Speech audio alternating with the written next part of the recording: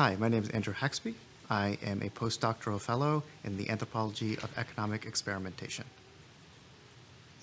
So, why does anthropology matter? To answer that question, I think you have to answer what anthropology is, which is, I think, a difficult question. But I think anthropology remains unified around this idea of long-term ethnography.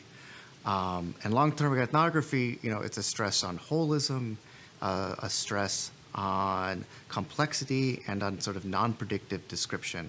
And I think as kind of virtues of research, those are really important right now. We live in a moment where the future seems very undetermined. And so focusing on just understanding the present moment, and not just as it's recorded in data sheets, but as it is acted out in everyday life, tells us a lot about where we are going. My current research is about finance, land ownership, and kinship in post-earthquake Kathmandu. I began with a research project about how land was becoming a financial asset in Kathmandu and how that was changing kinship relations.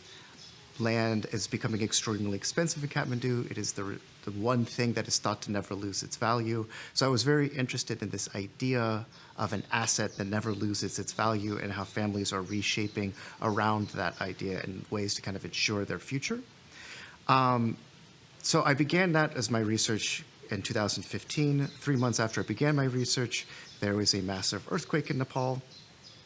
And so I ended up folding a lot of questions on earthquake reconstruction into this larger topic, focusing on how families were rebuilding their homes, how they were mortgaging lands, selling lands, negotiating with family members in order to afford rebuilding their lives in Kathmandu, and how that process of reconstruction was in many ways sort of accelerating the topics I had already been examining, and how that was reshaping Kathmandu today.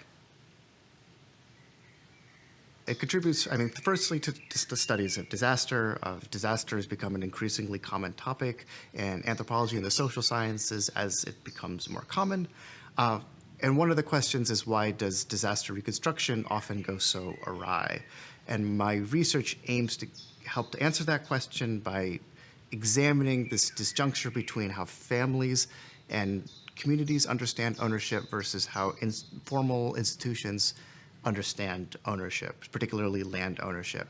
And I think by exploring that disjuncture, we can actually get some real answers to this question. Secondly, I focus a lot on markets. One of the goals of my research is to take topics in markets that anthropologists have often ignored, and to incorporate them into ethnographic analysis. So for example, price. Understanding price is not just purely a technical market value, but also a value that is embedded in social relations.